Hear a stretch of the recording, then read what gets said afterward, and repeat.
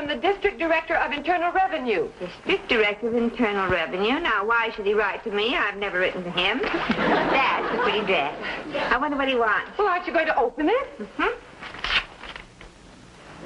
Internal Revenue?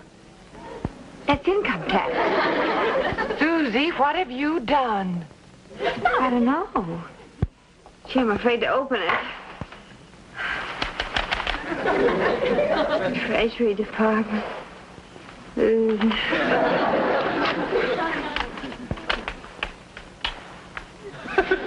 anything? Well, I can see it isn't a check. So if they aren't refunding something, that means they want something. Greetings, staff. What?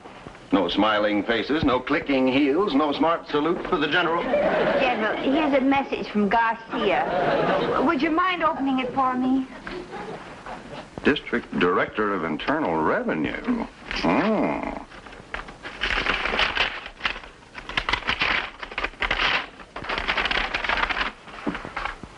They want to see you and your tax records for 3 years ago within the next 10 days. I wonder how far away I could get in 10 days. Susie, don't worry about it. They investigated my return, and I'm still here. Why don't you call your tax man? Have him take the rep. Oh, that's a wonderful idea. Bye. Get Mr. Richards on the phone right away. Good morning. Good morning. Hi, Fred. Peter. Peter, I want you should shake hands with Mr. Binkley Piper. Is he not magnificent? He's great, Fred. Oh, Mr. Richards? Oh, just a moment, please. I'll take it in my office. Did you draw him for fun or for money? Both. When I draw cartoons for money, I have fun. New account? The White Star Oil Company. Huh? They have commissioned me, Fritz Kozlow and Company, to do a series of cartoon commercials for the television.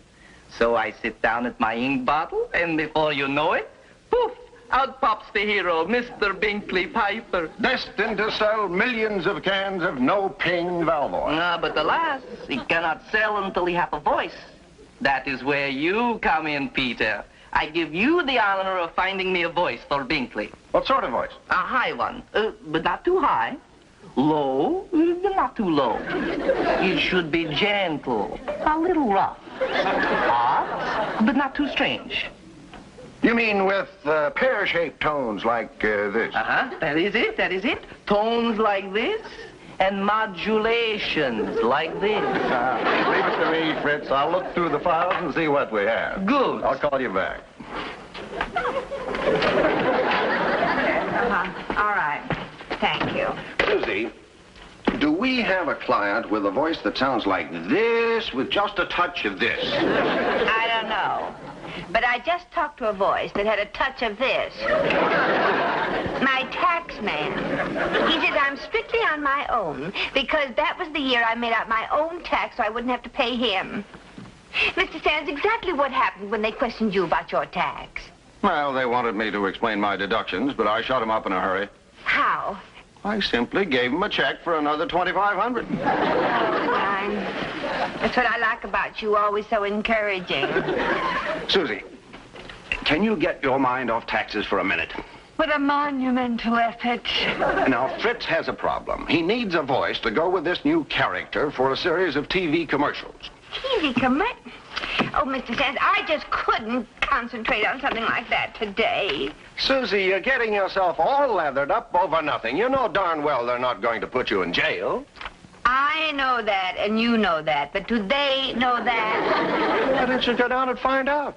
Well, I will as soon as I get up enough courage. They gave me 10 days. Well, I couldn't stand 10 days of this. Now, you go home, get your records, and beard the lion in his den. Oh, Mr. Stanford, That is an order. Remember, a coward dies 1,000 deaths, a brave man dies but one. Mr. Stanford, Go. I don't have my mind. Go. I know it's only a TV commercial, Sam, but Fritz Kozlow is building a whole series around this character. It could mean a career for you. Okay, Sam, okay. If you feel it's beneath your dignity, forget it. Yeah, I'll be talking to you. Actors. Come in. I just wanted to know I'm back. I bet it went a lot easier than you thought it would. What happened? Well, I got as far as the newsstand, and then I read the headlines about Gladstone Parker Burns, only one of the richest men in the whole world. What happened to him? Federal penitentiary. Managed that. Evasion of income tax. Well, what's that got to do with you? Well, Mr. Sands, Mr. Burns only had a battery of 10 lawyers. And what did they get him? 10 years in the clink. Now, if that can happen to Mr. Burns, what do you suppose can happen to me? Susie, what did they tell you at the Bureau? Well, I don't know. I never got there. I just couldn't face it. Oh, Susie. Now, look, would it be easier to face them on your home ground? On my home what? Where's that letter they sent you? Oh, the letter. Okay. Here it is.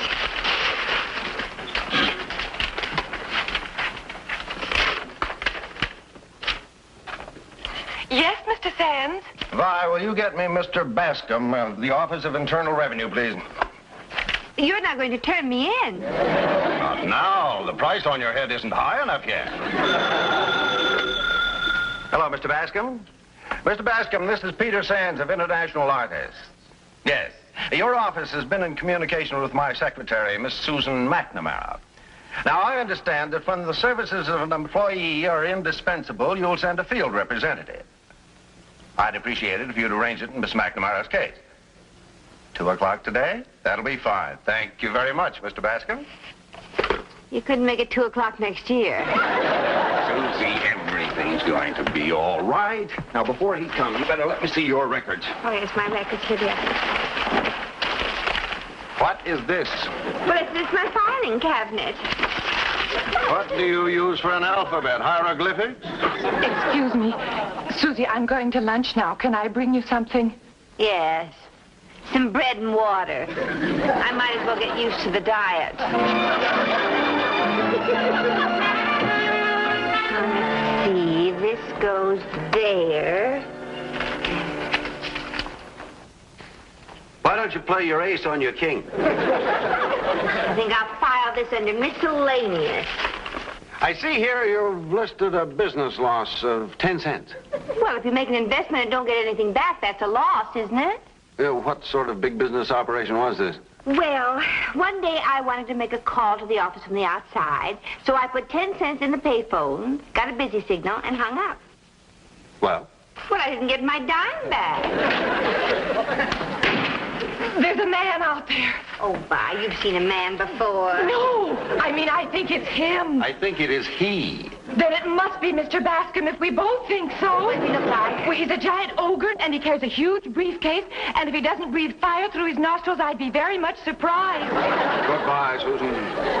Mr. Sands, you're not deserting me now. Tradition requires that when the shooting starts, the general is far behind the line. Carry on. Mr. Sands, now that isn't fair.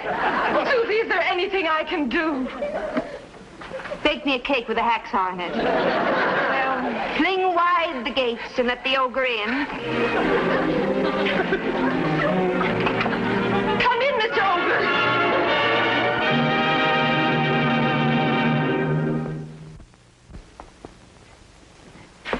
The name is Bascom. Oh, Miss Bascom, how do you do? I'm Miss MacNamara. How do you do? Won't you sit down, please? Thank you. Just make yourself comfortable. Thank you very much. Would you like a cushion or a footstool or something? No, thank you. Oh, yes. Well. Now, Miss MacNamara, about your income tax Oh, yes, return. about my income tax. Now, I have all my records right here, and I want you to know that I am going to cooperate with you 110%. 100% will be sufficient. Now, here in G, you mentioned... G, Schedule G. Oh, well, now, if you don't mind, Mr. Bascom, I have a very orderly mind, and I would like to start from the beginning, because I am going to explain every little teensy-weensy bitty deduction, and I don't want you to be confused at all. But, Miss MacNamara, Mr. Bascom, how long have you worked for the Income Tax Department? 5 years. 5 years. Well, I have been paying taxes for 15 years, so I do think that gives me a little bit of an edge, don't you? So, I just want to explain everything to you. Well, you're very kind. Thank you.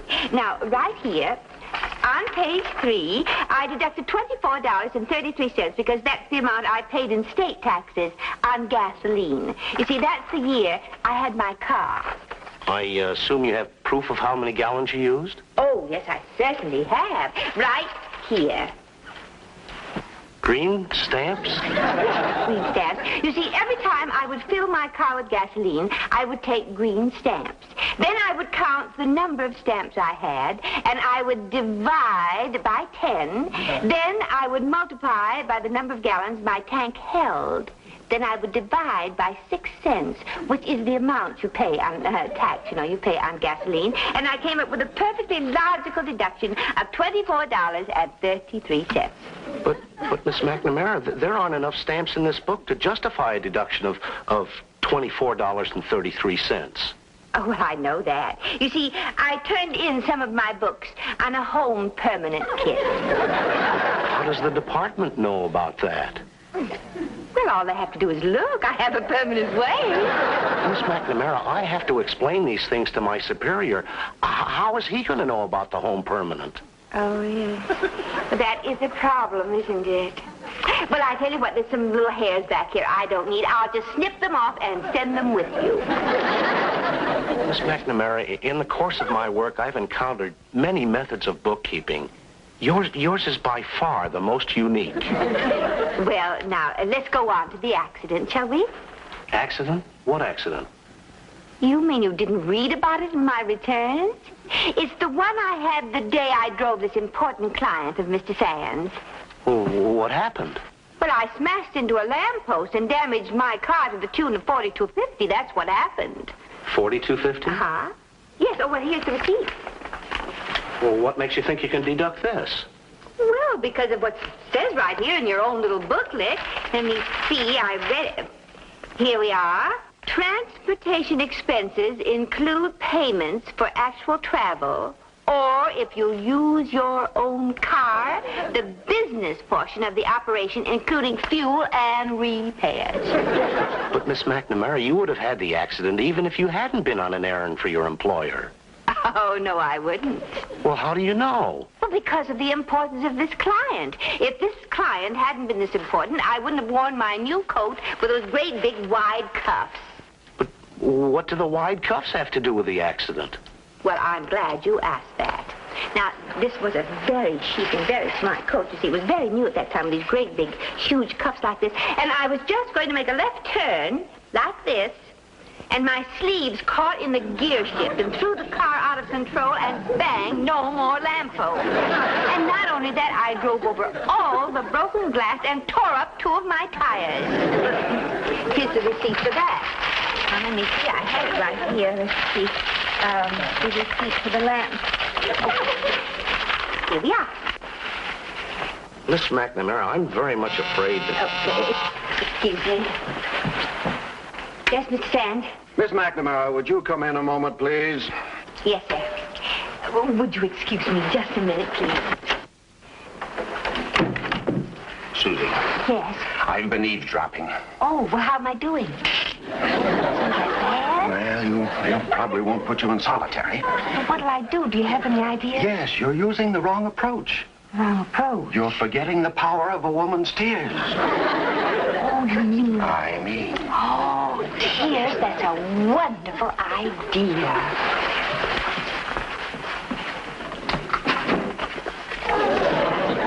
May I?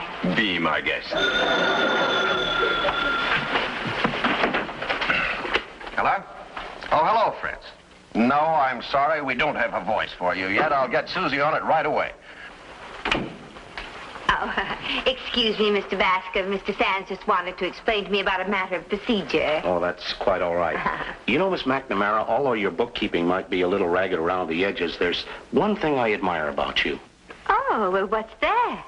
Your forthrightness. You don't resort to feminine trickery. Now, some women try to soften me up with tears. That's when I really get tough. Tough? Plenty. Oh, well, of course, I wouldn't resort to anything like that. I just have a little cold. Well, now, where were we? Let me see. Back to work. Here we are, 10:53, business gifts.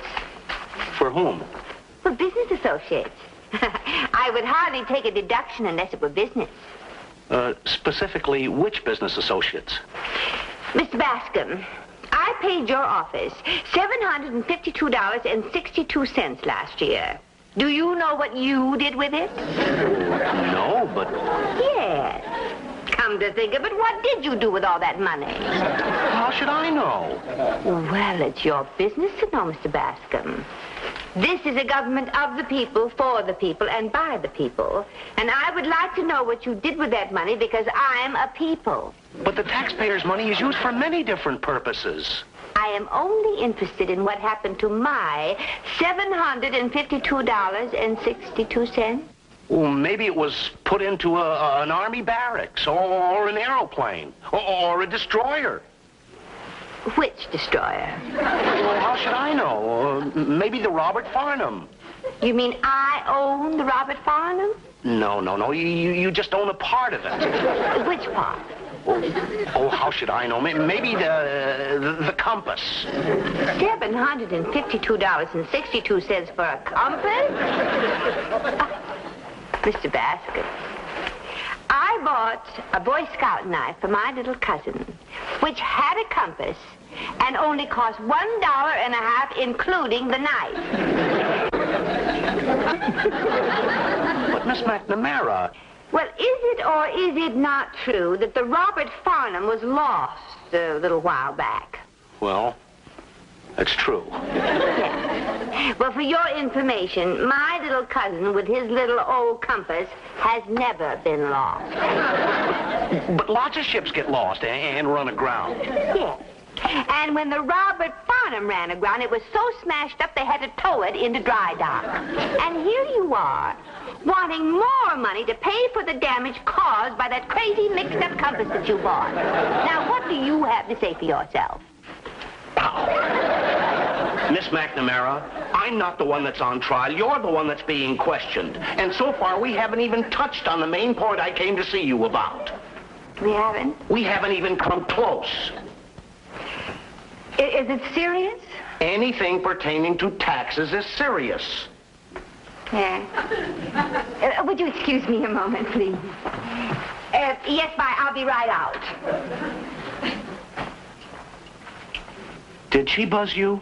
Oh, no. No, but she was planning to. But you know how it is. When people work together a long time, they just anticipate each other. Well, I'll be right back.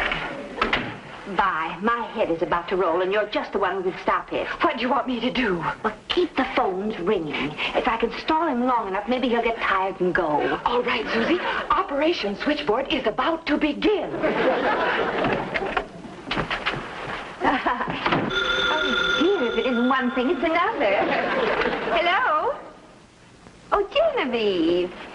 Oh, Genevieve, I can't talk to you now. There's someone in the office. I'll call you back later. Okay. So sorry. Hello? Mrs. Mailing? Oh, how are you, Mrs. Mailing? Well, fine, thank you. Oh, yes, I would love to have that recipe for a custard cake. Could you give it to me now? Oh, fine. This will only take a minute. Okay, go ahead. 2 cups of rolled oats. 2/3 of a cup of sifted enriched flour. Oh, fine. 2/3 of a cup of brown sugar. 2 teaspoons full of cinnamon.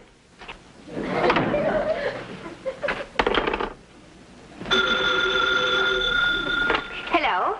Hello, Miss MacNamara. This is Mr. Bascom. Oh, Mr. Bascom. Well, I thought you'd gone.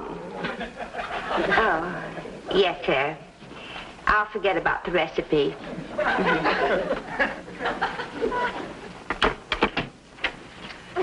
Oh, I'm terribly sorry about those calls, but it's just one of those days. People keep annoying me. Well, I often have an evening like that at home, but I know what to do about it. What? Well, I answer with a phony voice, like this. Hello? Then if it's someone I don't want to speak with, I say, I'm very sorry, but Mr. Bascom has gone to Boston. Oh, that's wonderful. Do it again. would you really like it? Well, it might come in very handy. Let's hear some more. Well, if you can stand it. There's no use calling Boston. He won't answer. He's got bronchitis and he can't talk. Something wrong? No, something may be very right. I just have an idea where that voice may come in handy. Excuse me. Mr. Sands. Mr. Sands, I found it. Found what? Well, you...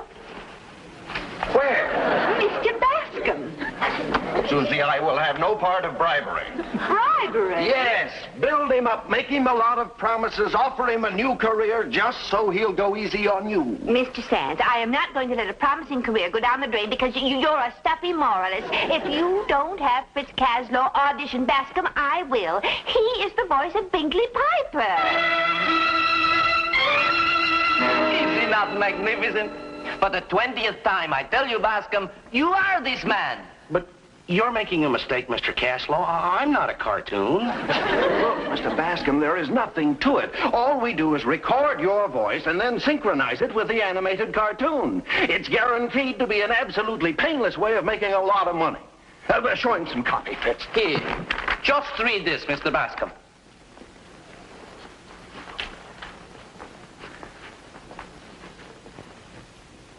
I am Mr. Bingley Piper. Look at me. Take a good look. Do I look like the type of person who would lie to you? Do I? Of course I don't. Would I lie to you about no ping valve oil? No. You know the answer to that already. Fantastic! Wonderful! Is that all there is to it? Yes, you see, this man has trouble starting his car until he uses no ping valve oil. Now, with sound effects, we show the trouble he has. First, he cannot get it started. You know how it is on a cold morning. Oh, I certainly do that. Oh,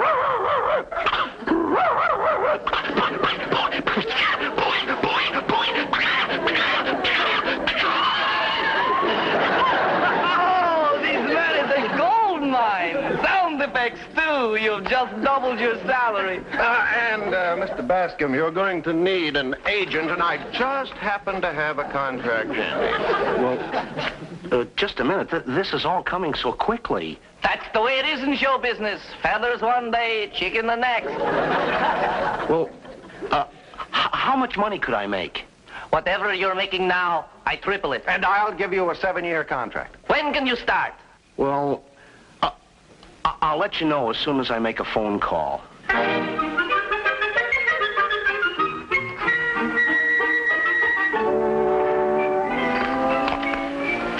I'm very grateful to you, Miss MacNamara. If there's anything I can do for you... Well, I might be able to think of something. Good, good. Now we go right to work, Mr. Bascom. Come. But Mr. Bascom, what about my income tax? Oh, we have nothing further to discuss. I resigned from that job. You resigned? Oh, that's wonderful. Then you mean I can forget the whole thing? Well, before you do, I think you should talk to Mr. Bolton. Mr. Bolton? Well, who's he? My successor at the office. Oh, no. This is where I came in. Oh, Mr. Bascom, I couldn't go through this again. But, Miss MacNamara, your tax problem is a simple one. It is? Well, every time I tried to get around to it, you found another squirrel cage to put me into. Oh. Well, Mr. Bascom, now that you've resigned from the tax department, you couldn't give me just a little teensy-weensy hint as to what my problem is?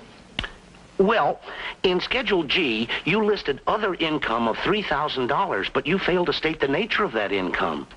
Oh. Well, that's the year I inherited all that money from Uncle George. Did you pay tax on that inheritance? Well, I most certainly did. Oh, then you made a mistake. Inheritance tax is always deducted before the heir receives his money.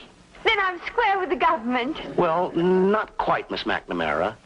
You see, Miss MacNamara, the government owes you a refund of some $800. $800? Plus interest. Oh,